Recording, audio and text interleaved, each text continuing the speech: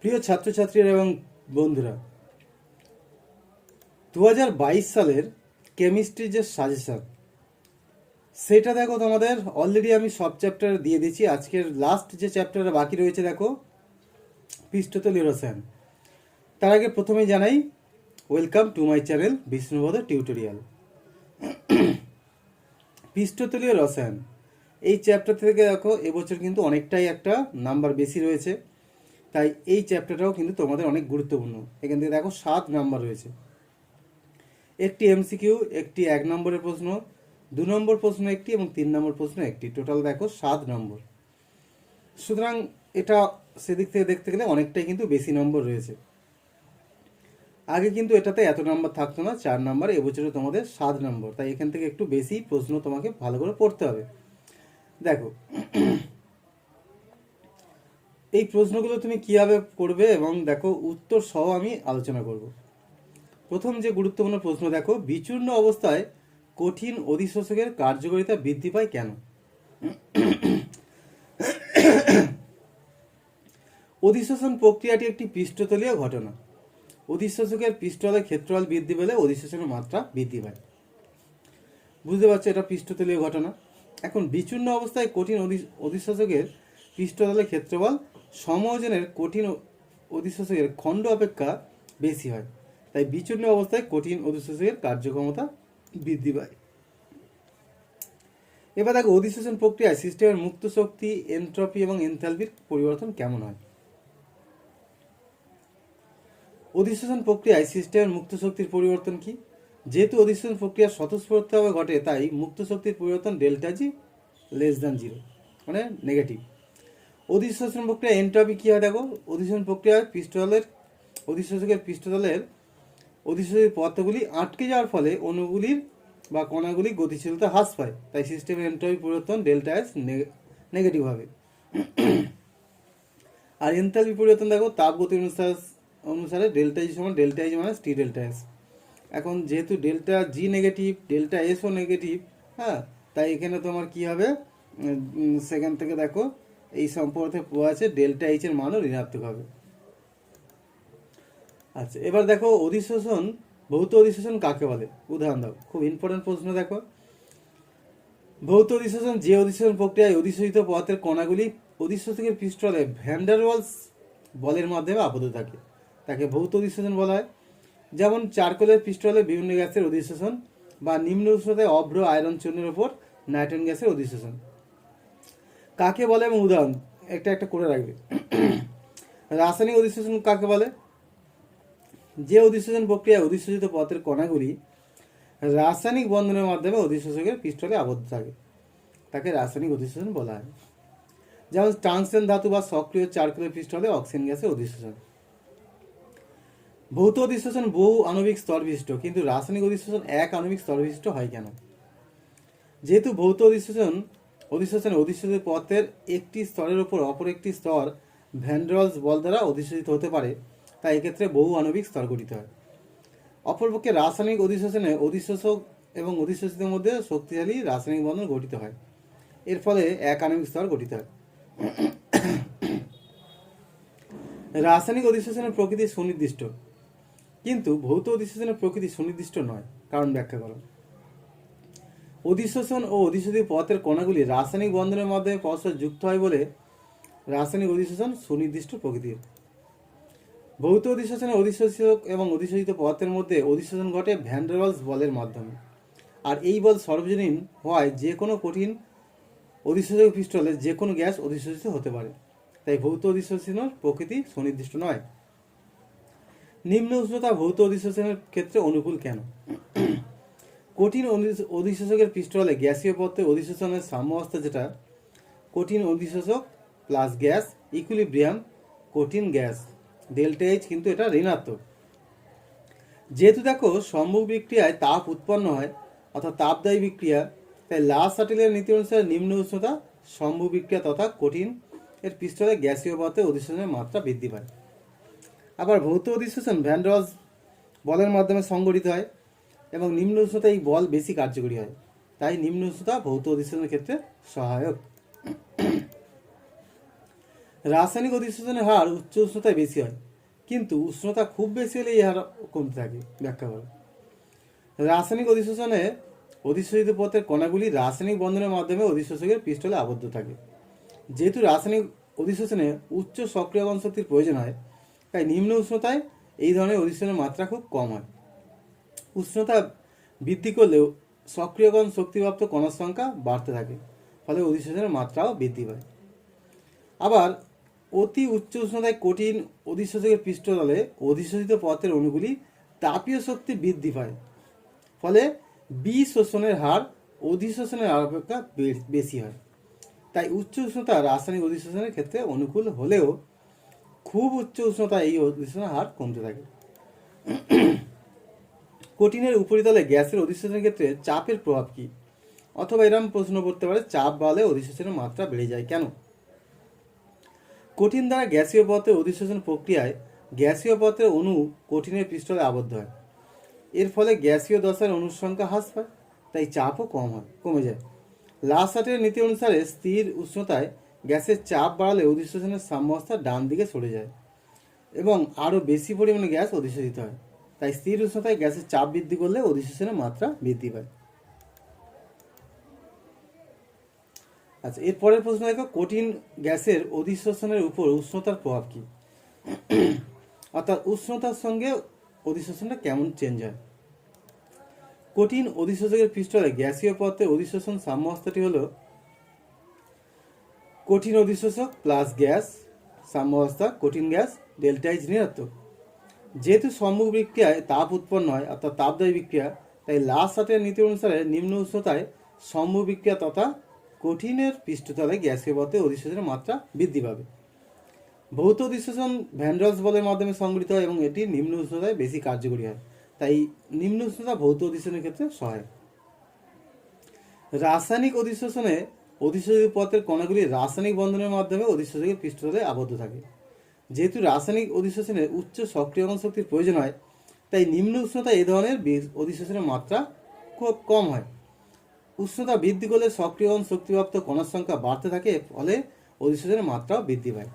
তাহলে বুঝতেই পারছি উষ্ণতার প্রভাব। নিম্ন উষ্ণতায় ভৌত অধিশোষণ বৃদ্ধি পেলেও রাসায়নিক অধিশোষণে কিন্তু উচ্চ উষ্ণতা দরকার, তবে খুব বেশি নয়, একটা নির্দিষ্ট উচ্চ উষ্ণতা।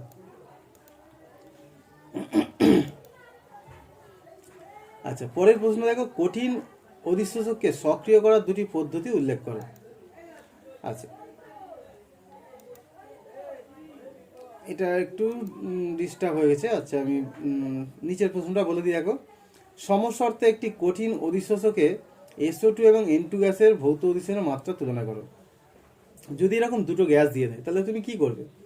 এখানে খেয়াল করতে হবে যে কোন গ্যাসের সংকট উষ্ণতা বেশি বা কোন গ্যাসকে সহজে তরল করা যায়, কোন গ্যাসের অণুগুলির মধ্যে ভ্যান ডেলস আকর্ষণ বল বেশি।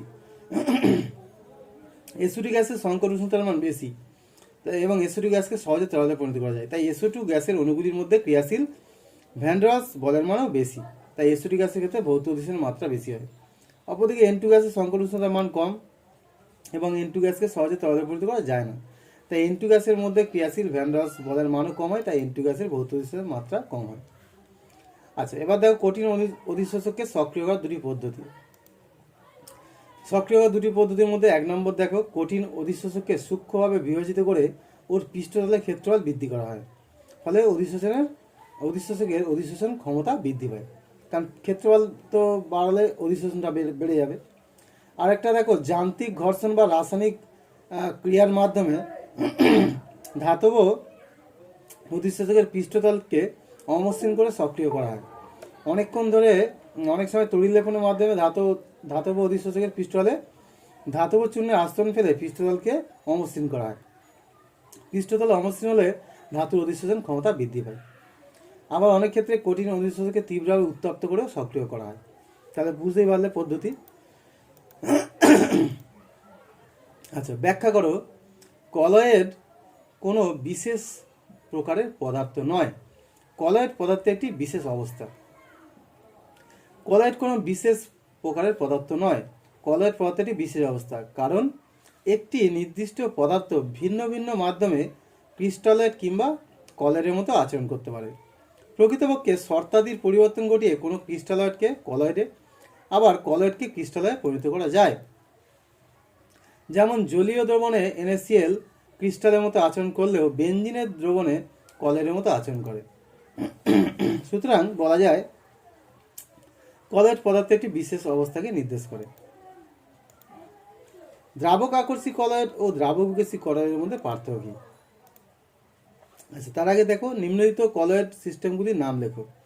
কুয়াশা, ধোঁয়া, সাবানের ফেনা, ক্রিম, পনির। কুয়াশা তরল অ্যারোসল, ধোঁয়া কঠিন অ্যারোসল, সাবানের ফেনা তরল ফোম, ক্রিম ইমালশন আর পনির জেল। আচ্ছা, দ্রাবক আকর্ষী কলয়েড এবং দ্রাবক বিকর্ষী কলয়েডের মধ্যে পার্থক্য দেখো। এখানে দুটো পার্থক্য হলে হয়ে যায়, আমি তোমাদের 4-5টা দিয়ে দিচ্ছি, যাতে তোমাদের যেটা সহজ মনে হবে সেই দুটো করে নিও। তবে প্রথমটা লেখার চেষ্টা করো।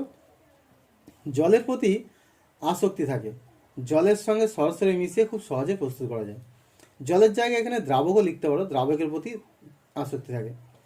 আর এটা হচ্ছে দ্রাবক বিকর্ষী জল বা দ্রাবক বিকর্ষী জল, তাই সহজে প্রস্তুত করা যায় না। বিশেষ বিশেষ কতগুলি প্রক্রিয়ার সাহায্যে প্রস্তুত করা যায়। তড়িৎ বিশ্লেষণ যোগ করলেও সহজে তঞ্চিত হয় না, এই জাতীয় সল হলো বহুমুখী সল। আর তড়িৎ বিশ্লেষণ যোগ করে সহজে তঞ্চিত হয়, এটা একমুখী সল। এই জাতীয় কণাগুলি হলো প্রকৃত অণুর আকারে বড়, আর এগুলো অনেকগুলো অণুর মিলিত জোট।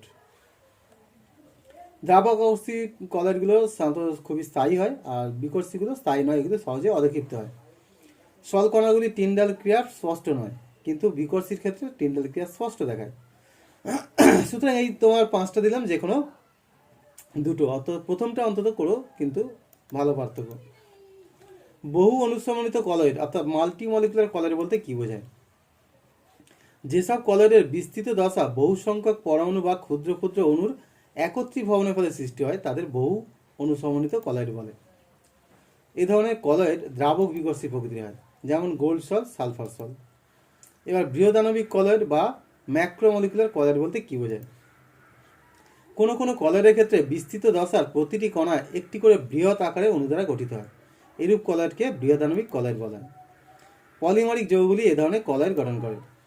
এই শ্রেণীর কলয়েড খুব স্থায়ী হয় এবং সাধারণত দ্রাবক আকর্ষী হয়, বুঝতে পারছো? দ্রাবক আকর্ষী তাই স্থায়ী। যেমন স্টার্চ, প্রোটিন, জিলেটিন, অ্যালবুমিন, এরা হচ্ছে তোমার এই বৃহদাণবিক কলয়েড। এবার বহু আণবিক কলয়েডের সাথে বৃহদাণবিক কলয়েডের পার্থক্য দেখো। বহু আণবিক কলয়েড দ্রাবক বিকর্ষী প্রকৃতির হয়, কিন্তু বৃহদাণবিক কলয়েড দ্রাবক আকর্ষী হয়। এবার দেখো ইম্পর্টেন্ট প্রশ্ন, মাইসেল বা মিশেল কি?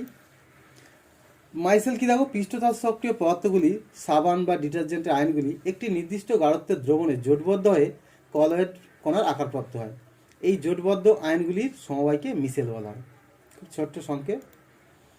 গোলকাকার মিশেলের কেন্দ্রের দিকে থাকা হাইড্রোকার্বন অংশ এবং পৃষ্ঠতলের অভিমুখে থাকে আয়নীয় বা ধ্রুবীয় অংশ, এই হচ্ছে মিশেল।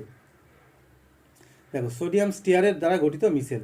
এই যে দেখতে পাচ্ছ বাঁকা বাঁকা এই যে লাইনগুলো, জিগজ্যাগ লাইন, এগুলো হচ্ছে তোমার হাইড্রোকার্বন অংশ, CH3 CH2 CH2 CH2, আর COO এগুলো এই যে তোমার নীল কালারে দেওয়া আছে, এগুলো একসঙ্গে এরমভাবে মিলে মিশেল তৈরি করে। সংকট মিশেলীকরণ গাঢ়ত্ব CMC কি? মিশেল গঠনকারী কোনো পদার্থের দ্রবণের ক্ষেত্রে একটি সর্বনিম্ন গাঢ়ত্ব পাওয়া যায়, যে গাঢ়ত্বের ঊর্ধ্বে দ্রবণে মিশেল গঠিত হয়। এই গাঢ়ত্বকে সংকট মিশেলীকরণ গাঢ়ত্ব বলে। কলয়েড কণার ব্রাউনীয় গতি বলতে কি বোঝো? ইয়ার কারণ কি? কলয়েডের বিস্তার মাধ্যমে কলয়েড কণাগুলি অবিরাম আঁকা বাঁকা পথে ইতস্তত ঘুরে বেড়ায়। কলয়েড কণা এইরকম বিচরণকে ব্রাউনীয় গতি বলে।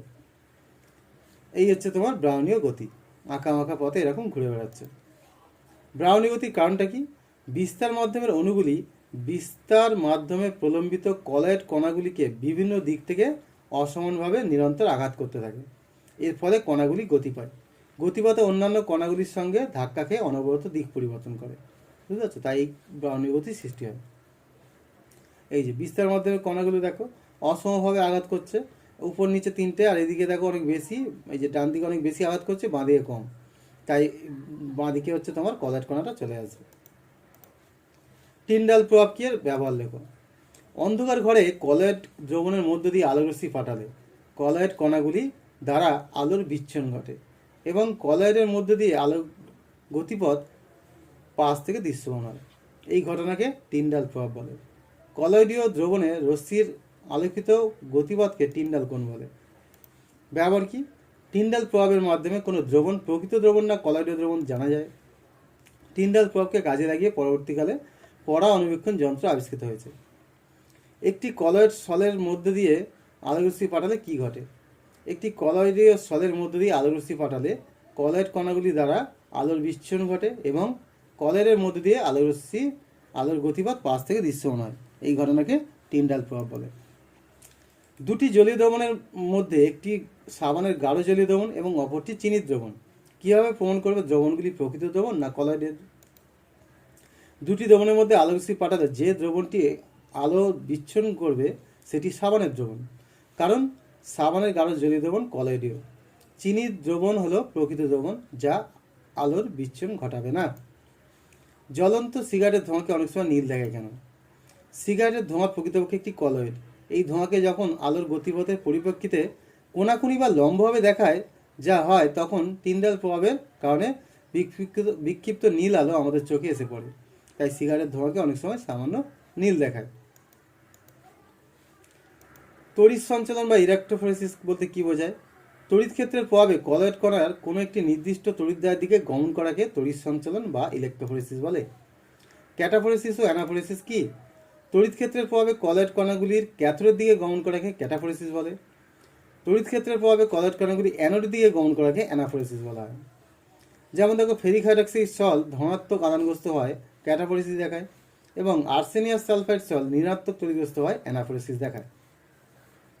একটি কলয়েডীয় সলের মধ্যে দিয়ে তড়িৎ চালনা করলে কি ঘটবে? কলয়েডীয় সলের মধ্যে দিয়ে তড়িৎ চালনা করলে সল কণাগুলি বিপরীত আধানের তড়িৎদ্বারের দিকে গমন করে এবং তড়িৎদ্বারের সংস্পর্শে এসে আধানমুক্ত হয়ে তঞ্চিত হয়। দ্রাবক আকস্মিক কলয়েড দ্রাবক বিকর্ষী কলয়েড অপেক্ষা অধিকতর স্থায়ী হয় কেন?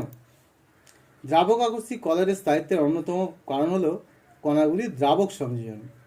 দ্রাবক সংযোজনের ফলে কণাগুলির চতুর্দিকে দ্রাবকের একটি আস্তরণ গঠিত হয়। এই আস্তরণ কণাগুলিকে কাছাকাছি আসতে বাধা দেয়, ফলে কণাগুলি একত্রিত হয়ে অধক্ষিপ্ত হয় না। দ্রাবকায়নের মাধ্যমে অতিরিক্ত স্থায়িত্ব লাভের ফলে দ্রাবক আকর্ষী কলয়েড দ্রাবক বিকর্ষী কলয়েড অপেক্ষা অধিকতর স্থায়ী হয়। কলয়েড কণাগুলি ব্রাউনীয় গতি প্রদর্শন করে, কিন্তু প্রকৃত দ্রবণের কণাগুলি ব্রাউনীয় গতি প্রদর্শন করে না কেন? কলয়েড কণাগুলি আকারে বড় হয় বলে কলয়েড ব্রাউনীয় গতি প্রদর্শন করে, কিন্তু প্রকৃত দ্রবণের কণাগুলি আকারে ছোট, তাই ব্রাউনীয় গতি প্রদর্শন করে না। কলয়েড সল কণাগুলি তড়িৎ সঞ্চালন ধর্ম দেখায়, কিন্তু প্রকৃত দ্রবণের কণাগুলি তড়িৎ সঞ্চালন ধর্ম দেখায় না কেন? দ্রাবক বিকর্ষী কলয়েড সলে বিস্তৃত কণাগুলি ধনাত্মক বা ঋণাত্মক কোনো একটি নির্দিষ্ট আধানে আহিত হয়, তাই সল কণাগুলি তড়িৎ সঞ্চালন ধর্ম দেখায়, কিন্তু প্রকৃত দ্রবণের কণাগুলি তড়িৎ প্রশম হয় বলে এটি তড়িৎ সঞ্চালন ধর্ম দেখায় না। সল আর জেলের পার্থক্য কি? সলের বিস্তৃত দশা কঠিন আর বিস্তার মাধ্যম তরল, কিন্তু জেলে বিস্তৃত দশা তরল, বিস্তার মাধ্যম কঠিন। বহু আণবিক কলয়েড এবং বৃহৎ আণবিক কলয়েডের মধ্যে দুটি পার্থক্য। বহু আণবিক কলয়েড দেখো, বিস্তার মাধ্যমে বিস্তৃত কলয়েড কণাগুলি বিস্তৃত দশার বহু সংখ্যক অণু বা অণুর একত্রীকরণের ফলে সৃষ্ট বহু আণবিক কলয়েড। বিস্তার মাধ্যমে বিস্তৃত প্রতিটি কলয়েড কণা একটি করে বৃহৎ আকারের অণু হলে বৃহৎ আণবিক কলয়েড গঠিত হয়। এই ধরনের কলয়েড দ্রাবক বিকর্ষী, তাই কম স্থায়ী, আর বৃহৎ আণবিক কলয়েডগুলো দ্রাবক আকর্ষী, তাই বেশি স্থায়ী। অশোধিত হলুদাভ বাদামি বর্ণের চিনিকে বর্ণহীন করতে কোন প্রক্রিয়া প্রযোজ্য? অশোধিত হলুদ বর্ণের চিনিকে বর্ণহীন করতে অধিশোষণ প্রক্রিয়া প্রয়োগ করা হয়। কলয়েড স্বর্ণসংখ্যা দ্বারা কলয়েডের কোন ধর্ম পরিমাপ করা হয়? কলয়েড স্বর্ণসংখ্যা দ্বারা সংরক্ষক কলয়েডের সংরক্ষণ ক্ষমতা পরিমাপ করা হয়। কলয়েডের তঞ্চন বলতে কি বোঝায়?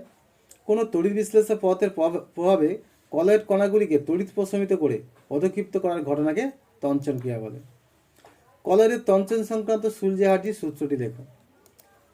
1 নম্বর, কলয়েড কণার আধানের বিপরীত আধান বিশিষ্ট আয়ন কলয়েডের তঞ্চনের জন্য দায়ী। 2 নম্বর কি? বিপরীত আধান বিশিষ্ট আয়নের আধান যত বেশি হবে উক্ত আধানের তঞ্চন ক্ষমতা তত বেশি হবে। এবার দেখো সল্টিং আউট কি? দ্রাবক আকর্ষী কলয়েডে অতিরিক্ত উপযুক্ত তড়িৎ বিশ্লেষক যোগ করা হলে বিস্তৃত দশা তঞ্চিত হয়ে অধক্ষিপ্ত হয়। এই ঘটনাকে সল্টিং আউট বলে। এক্ষেত্রে ব্যবহৃত তড়িৎ বিশ্লেষক দ্বারা দ্রাবকের দূরীকরণ এবং কলয়েড কণার আধান প্রশমন উভয়ই ঘটে থাকে। দাড়ি কাটার সময় সামান্য কেটে গেলে রক্ত বন্ধ করার জন্য আমরা সাধারণত ফটকিরি ব্যবহার করি। কেন? রক্ত হলো অ্যালবুমিনের কলয়ীয় দ্রবণ, এর কণাগুলি ঋণাত্মক তড়িৎগ্রস্ত। ফটকিরি দেখো K2SO4 L2SO4 24H2 হলো একটি উত্তম তঞ্চক পদার্থ। ফটকিরিতে উপস্থিত ক্যাটায়নগুলি, বিশেষত অ্যালুমিনিয়াম 3+, রক্তে উপস্থিত কলয়েডীয় কণাগুলি ঋণাত্মক আধানকে প্রশমিত করে তঞ্চন ঘটায়। তঞ্চিত রক্ত জমাট বেঁধে মুখ বন্ধ করে দেয়, ফলে রক্তপাত বন্ধ হয়ে যায়। H2SC সলের তঞ্চনের জন্য NaCl, MgCl2, LCl এর মধ্যে কোনটি এবং FeOH এর হলটি সলের তঞ্চনের জন্য NaCl, Na3PO4, K4FeCnO6 এর মধ্যে কোনটি অধিক কার্যকরী? এখন দেখো কার্যকরী কোনটা হবে বুঝতে গেলে আমাদের বুঝতে হবে যে সল্টের আধানের প্রকৃতি কী। সলের যে আধান তার বিপরীত যে আয়ন সেটা তোমার বেশি কার্যকরী। হার্ডিসুল যে নিয়ম অনুসারে তঞ্চনে কার্যকরী আয়নটির আধান যত বেশি হবে তার তঞ্চন ক্ষমতাও তত বেশি হবে। H2SC সল নেগেটিভ আধানগ্রস্ত হয় প্রদত্ত তড়িৎ বিশ্লেষণ পদার্থের ক্যাটায়নগুলি অর্থাৎ Na+, Mg2+, L3+, হ্যাঁ, একে তঞ্চন করতে সমর্থ। ক্যাটায়নগুলির আধানের ঊর্ধ্বক্রম Na+ তার থেকে বেশি Mg2+, L3+। সুতরাং ক্যাটায়নগুলির তঞ্চন ক্ষমতার ক্রম কী হবে? Na+, Mg2+, Al3+। H2 সলের তঞ্চনের জন্য LCl3 তাই অধিক কার্যকরী। একইভাবে ফেরিক হাইড্রক্সাইড সল পজিটিভ আধানগ্রস্ত হয় প্রদত্ত তড়িৎ বিশ্লেষণ পদার্থের অ্যানায়নগুলি অর্থাৎ Cl-, PO4 3-, FeCnO6 একে তঞ্চন করতে সমর্থ। অ্যানায়নগুলির আধানের ঊর্ধ্বক্রম কি?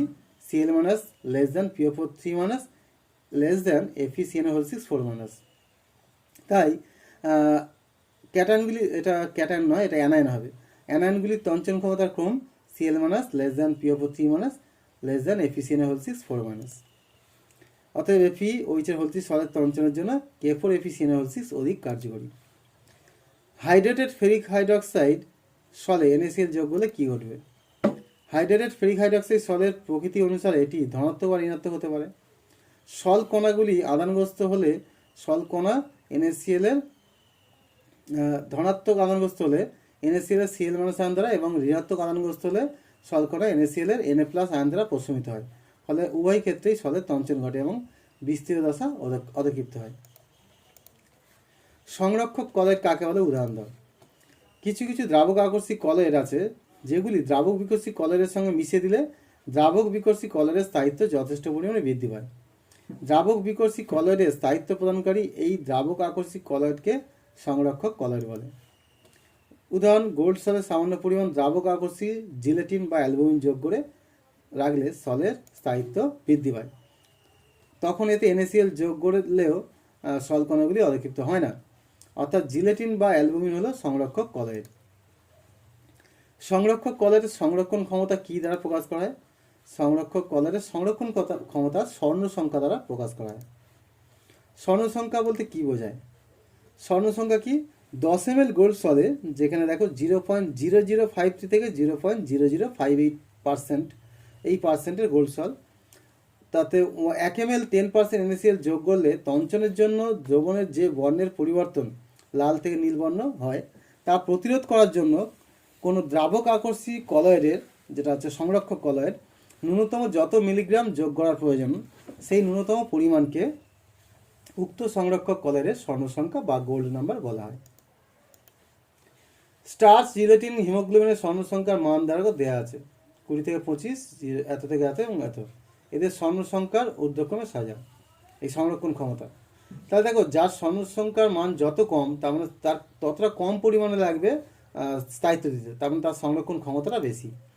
সংরক্ষণ ক্ষমতা ঊর্ধ্বক্রম, তাই স্টার্চের দেখো সবচেয়ে কম লাগছে, স্টার্চের সবচেয়ে বেশি লেগেছে তাই এটা সংরক্ষণ ক্ষমতা কম। তারপরে হিমোগ্লোবিন এবং সবচেয়ে তোমার কম লাগছে দেখো এই যে জিলেটিনের সবচেয়ে কম লেগেছে তাই জিলেটিনটা সংরক্ষণ ক্ষমতা সবচেয়ে বেশি। হিমোগ্লোবিনের স্বর্ণ সংখ্যা এত বলতে কী বোঝায়? হিমোগ্লোবিনের স্বর্ণ সংখ্যা 0.03 বলতে বোঝায় 10 cc প্রমাণ গোল্ড সলের মধ্যে 1 cc 10% NaCl দ্রবণ যোগ করলে দ্রবণের যে বর্ণ পরিবর্তন লাল থেকে নীল তা প্রতিরোধ করার জন্য সর্বনিম্ন 0.03 মিলিগ্রাম হিমোগ্লোবিন প্রয়োজন। গোল্ড সলে NaCl যোগ করলে কী ঘটবে? গোল্ড সল হলো লায়োফোবিক কলয়েড এবং এর বর্ণ লাল। এই সলে তড়িৎ বিশ্লেষে NaCl যোগ করলে সলটির তঞ্চন ঘটে এবং এর বর্ণ লাল থেকে নীল হয়ে যায়। আচ্ছা, ফটকিরি ঘোলা জলকে পরিষ্কার করে কোন পদ্ধতিতে? এবার দেখো MCQ প্রশ্ন, এখান থেকে MCQ তোমার থাকবে। তঞ্চন, ঝিল্লি বিশ্লেষণ, অধিশোষণ, পেপটাইজেশন। এটা সঠিক উত্তর তঞ্চন। কঠিন দ্বারা গ্যাসের অধিশোষণ তাপোৎপাদক প্রক্রিয়া, কারণ এখানে এনথালপির মান ঋণাত্মক। ভৌত অধিশোষণের যে বল ক্রিয়া করে তা হলো ভ্যান ডার ওয়ালস বল। নিচের কোনটি অধিশোষণ প্রক্রিয়ার ক্ষেত্রে প্রয়োজন হয়? এটা delta H less than zero, greater than zero, কারণ বাকি সবগুলো হচ্ছে লেস দ্যান জিরো হয়, এটা হচ্ছে গ্রেটার দ্যান। অধিশোষণ প্রক্রিয়ার ক্ষেত্রে কোনটি সঠিক? এটা সর্বদাই তাপমোচী। অধিশোষণ প্রক্রিয়ার সাম্যাবস্থায় কি হয়? ডেল্টা এইচ সমান টি ডেল্টা এস। অধিশোষণের সাথে নিচের কোন বৈশিষ্ট্যটি সম্পর্কিত? ডেল্টা জি, ডেল্টা এইচ, ডেল্টা এস সকলেই ঋণাত্মক। ভৌত অধিশোষণ সংক্রান্ত নিচের কোন মন্তব্যটি সঠিক? এখানে দেখো এই ধরনের অধিশোষণে উদ্ভূত তাপের পরিমাণ খুব কম। এখানে চারটে H2CH4NH3CO2 গ্যাসের সংকট উষ্ণতার ক্রম যথাক্রমে দেওয়া আছে। দেখো এখানে সংকট উষ্ণতার ক্রম যেহেতু এরকম দেওয়া আছে, তার মানে বুঝতেই পারছো এখানে এই অ্যামোনিয়া সংকট উষ্ণতা যেহেতু বেশি, তাহলে এটা এর মধ্যে আকর্ষণ সবচেয়ে বেশি, তাই এটা বেশি অধিশোষিত হবে। নিচের কোনটি ভিত্তিতে ক্রিস্টালয়েড কলয়েড থেকে ভিন্ন? এটা কণার আকার থেকে। নিচের কোন সিস্টেমের বিস্তৃত দশা তরল এবং বিস্তার মাধ্যম কঠিন? বিস্তৃত দশা তরল, বিস্তার মাধ্যম কঠিন হচ্ছে জেল। কলয়েডকে কোনটি দ্বারা বিশুদ্ধ করা যাবে? তঞ্চন। এটা তঞ্চন না, এটা হচ্ছে তোমার ভুল হয়েছে, এটা ডায়ালিসিস হবে। এটা ভুল করে এটা তঞ্চন হয়ে গেছে, এটা হচ্ছে ডায়ালিসিস। ডায়ালিসিস সাহায্যে বিশুদ্ধ করা হয়। নিচের কোনটি কলয়েড নয়? ক্লোরোফিলটা হচ্ছে কলয়েড নয়। নিচের কীভাবে সবচেয়ে সহজে কলয়েড চেনা যায়? টিন্ডাল এফেক্টের সাহায্যে। একটি তড়িৎ ক্ষেত্রের কণাগুলি অ্যানাফোরেসিস প্রদর্শন করে। অ্যানাফোরেসিস মানে হচ্ছে অ্যানোডের দিকে যাচ্ছে, অ্যানোডের দিকে যাচ্ছে মানে হচ্ছে পজিটিভ সল। তাই তার সলের স্থায়িত্বের জন্য ক্যাটায়ন অ্যালুমিনিয়াম সবচেয়ে বেশি কার্যকরী। মাখন একটি কলয়েড। এটি তৈরি হয় যখন জলের সূক্ষ্ম কণাগুলি ফ্যাটের মধ্যে বিস্তৃত থাকে। একটি কলয়েডীয় দ্রবণকে তড়িৎ ক্ষেত্রের মধ্যে রাখলে কলয়েডীয় কণাগুলি অ্যানোডের দিকে ধাবমান হয়। অ্যানোডের দিকে যাচ্ছে মানে পজিটিভ সল, সুতরাং এর তঞ্চনের জন্য অ্যালুমিনিয়াম সবচেয়ে বেশি, তারপর বেরিয়াম, তারপরে NaCl। ফেরিক হাইড্রক্সাইড সলের তঞ্চনে কোনটি বেশি কার্যকরী হবে? ফেরিক হাইড্রক্সাইড পজিটিভ সল, তাই এটা নেগেটিভ সল, PO4 3- যেহেতু চার্জ বেশি, এটা বেশি কার্যকরী। আর্সেনিয়াস সালফাইড সলে জিলেটিন যোগ করলে কি ঘটবে? আর্সেনিয়াস সলের স্থায়িত্ব বৃদ্ধি হবে, কারণ জিলেটিন হচ্ছে দ্রাবক আকর্ষী সল। বহু অনুসমন্বিত কলয়েড হলো সালফার সল। কলয়েড কণাগুলি টিন্ডাল এফেক্ট দেখায় কারণ আলোর বিচ্ছুরণের জন্য। অ্যালাম কর্দমাক্ত জলকে কি প্রক্রিয়া দ্বারা পরিশোধিত করে? এটা হচ্ছে তঞ্চন। ABCD দ্রাবক আকর্ষিক কলয়েডের স্বর্ণসংখ্যার মান যথাক্রমে দেওয়া আছে। এর তঞ্চন ক্ষমতা ক্রম কী হবে? দেখো সবচেয়ে কম যেটা D, তারপর হচ্ছে C, তারপরে B, তারপরে A। একটি নির্দিষ্ট গাঢ়তের ঊর্ধ্বে নিচের কোনটি জলীয় দ্রবণে অ্যানায়নিক মিশেল তৈরি করবে? এটা হচ্ছে সোডিয়াম ডোডিসাইল সালফেট। সাবানের গাঢ় জলীয় দ্রবণে সাবান নিচের কোনটি রূপে আচরণ করে? সংযোজিত কলয়েড রূপে। কটরেল অধক্ষেপক নামক যন্ত্রে নিচের কোন প্রক্রিয়া প্রয়োগ করা হয়? তড়িৎ সঞ্চালন। সদ্য অধক্ষিপ্ত ফেরিক হাইড্রক্সাইড সলে কয়েক ফোঁটা FeCl3 যোগ করে লাল বর্ণের কলয়েডীয় দ্রবণ উৎপন্ন করা, এই ঘটনাকে বলা হয় পেপটাইজেশন। দ্রাবক বিকর্ষী কলয়েডের স্থায়িত্বের কারণ কলয়েড কণাগুলি ব্রাউনি গতি এবং আধান।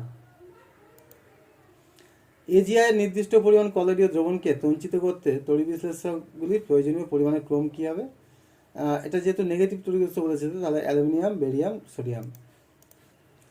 নিম্নের কোনটি দ্রাবক আকর্ষী কলয়েড সলের সংরক্ষণ ক্ষমতার প্রকাশক? স্বর্ণসংখ্যা। কলয়েড দ্রবণের কোন ধর্ম কলয়েড কণার চার্জের উপর নির্ভর করে না? এটা টিন্ডাল প্রভাব। নিম্নের কোন পদ্ধতি দ্বারা দ্রাবক বিকর্ষী সলকে সংরক্ষণ করা হয়? দ্রাবক আকর্ষী সল যোগ করে। নিচের কোনটি টিন্ডাল ক্রিয়া প্রদর্শন করবে? সংকট মিশে গেলেন গাঢ়ত্ব অপেক্ষা বেশি গাঢ়ত্বের জলীয় দ্রবণে, গাঢ়ত্বের সাবানের জলীয় দ্রবণ। কোন পদ্ধতিতে সদ্য পদ্ধতি অধক্ষেপকে কলয়েডে কখনো কলয়েডে পরিণত করা হয়? এটা হচ্ছে অপলায়ন। কলয়েডে কলিগেটিভ ধর্মের মান সমগাঢ়ত্বের প্রকৃত দ্রবণের কলিগেটিভ ধর্মের মান অপেক্ষা ক্ষুদ্রতর হয়, কারণ কলয়েড কণাগুলি সংখ্যায় তুলনামূলকভাবে কম থাকে। নিচের কোন প্রক্রিয়ায় নদীর মোহনায় বদ্বীপ তৈরি হয়? তঞ্চন। Sb2 সলের তঞ্চনে সর্বাধিক কার্যকরী হবে? এটা হচ্ছে অ্যালুমিনিয়াম। এখন দেখো এটা তোমার তো কি সল বলে দেয়নি পজিটিভ না নেগেটিভ, তাহলে কী করে করবে? এখানে দেখো তোমার বেশিরভাগ ক্ষেত্রে দেখো কমন আছে, এই যে ক্লোরাইড আছে, এখানে ক্লোরাইড আছে, এখানে সালফেট, এখানে সালফেট, তাহলে নিশ্চয়ই তোমার নেগেটিভ সল দ্বারা নেগেটিভ আয়ন দ্বারা স্থায়িত্ব হবে না, কারণ এখানেও একই চার্জ, এখানেও একই চার্জ, এখানে একই চার্জ, এখানে একই চার্জ, সুতরাং বুঝতে পারছো এখানে ক্যাটায়ন হবে। দুধ হলো এক প্রকার জেল। মেঘ, কুয়াশার বিস্তৃত দশা ও বিস্তার মধ্যে যথাক্রমে তরল ও গ্যাস। দুধ, পনিরে বিস্তৃত দশা এবং বিস্তার মাধ্যম, এটা হচ্ছে তরল এবং কঠিন। বিস্তৃত দশা তরল আর বিস্তার মাধ্যম কঠিন। দুধ, শ্যাম্পু বা ক্রিমে বিস্তৃত দশা বিস্তার মাধ্যম, বিস্তৃত দশা তরল, বিস্তার মাধ্যমও তরল। স্বর্ণ সংখ্যার সাহায্যে নির্ণয় করা হয় কলারের তঞ্চনে প্রয়োজনীয় গোল্ড সলের পরিমাণ। Thank you for watching this video. আশা করছি তোমরা প্রত্যেকে ভালো আছো এবং ভিডিওটা দেখে তোমাদের ভালো লেগেছে। কেমন লাগলো কমেন্ট করে জানিও। আর যদি তোমরা পুরো অল চ্যাপ্টারের সাজেশনের পিডিএফ পারচেস করতে চাও, তাহলে তুমি অবশ্যই ডেসক্রিপশানে আমি তোমাদের একটা ইমেল আইডি দিয়ে দিচ্ছি, সেখান থেকে তোমরা আমার সঙ্গে কন্ট্যাক্ট করে নেবে। ওকে, তাহলে আজকের মতো এখানে রাখছি। Tata, bye bye.